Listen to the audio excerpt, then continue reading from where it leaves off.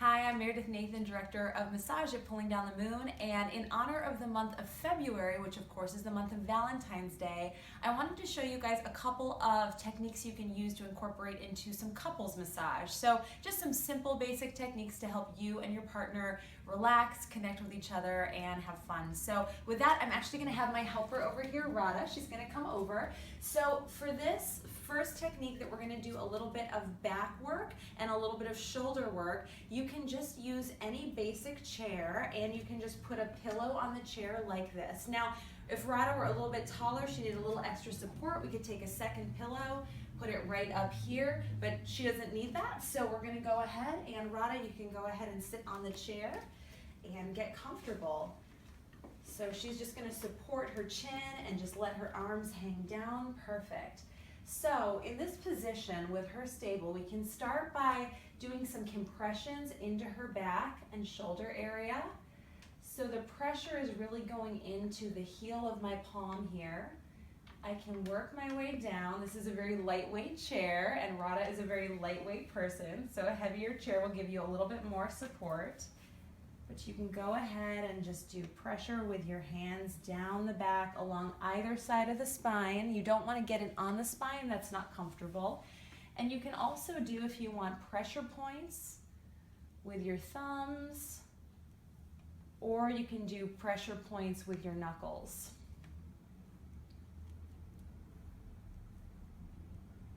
And then up at the shoulders, you can do something, we call this stroke petrissage, or you can think of it as a Pac-Man stroke because it looks like this.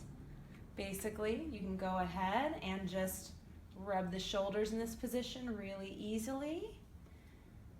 And then if I come around here to the front, I can also do pressure points into the top of her shoulder here. And this can feel really, really nice. There's a lot of tension that builds in that muscle right there. It's the upper trapezius muscle, or just the shoulder muscle. Now, one of the big things here too, as you're working with your partner, is communication. So pressure levels, what's feeling good, what's not feeling good. You don't want to expect your partner to read your mind, so speak up, but also if you're the one massaging, go ahead and ask. So Radha, is this all feeling good to you? Feels great. Okay, would you like more or less pressure? I could use a little more pressure. A little more pressure. So she's a deep tissue girl, so that is great to know.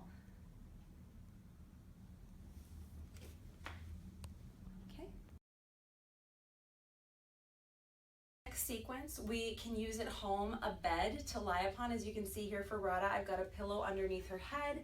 I've also put a pillow underneath her knees to just keep her nice and supported there. So let's get started on her feet. So we can go ahead and just using our thumbs, alternate pressure from one side to the other into the sole and the arch of the foot. This can feel really, really nice. Radha, is pressure okay? Would you like more or less? A little less. A little less on the feet. Okay, good. It's important to always communicate. And then here we can also do a rolling move where we basically take our thumbs, put some pressure in, and roll away from ourselves.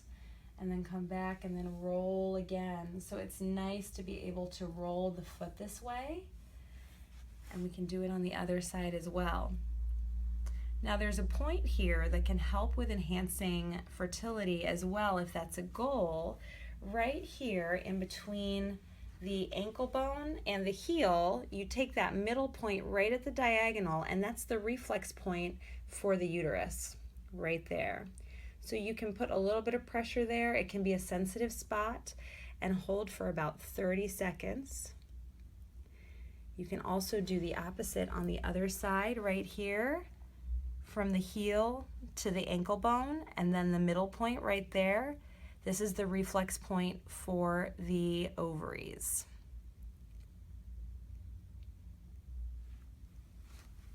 Okay. I love doing and receiving head, neck, and face work. It can be an incredible way to relax and unwind. Before I put my hands on her face though, I'm gonna do a little hand sanitizing, especially since I just worked the foot area. So we're just gonna sanitize our hands.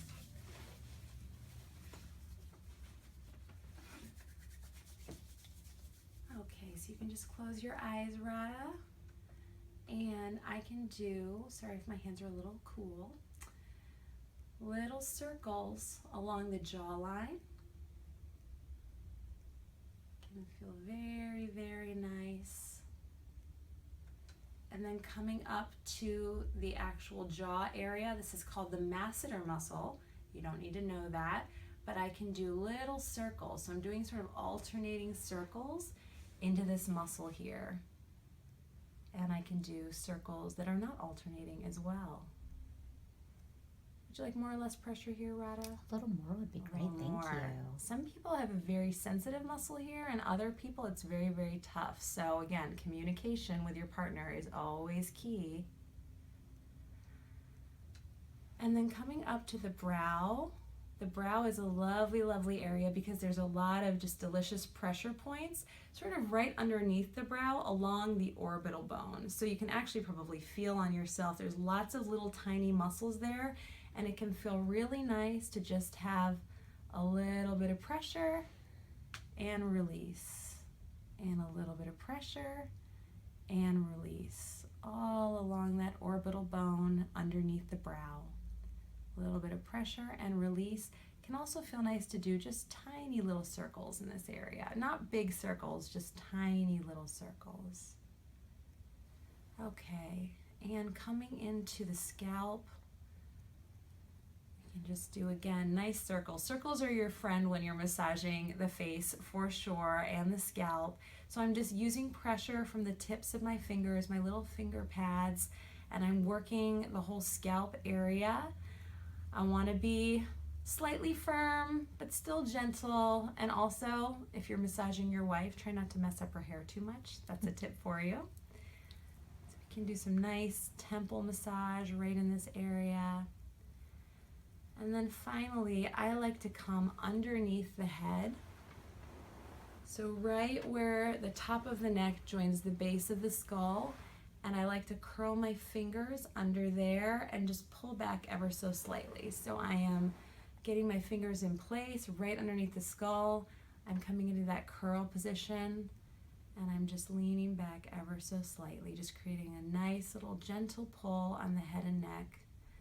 And it can be a nice spot to just hold this for a minute or as long as you want.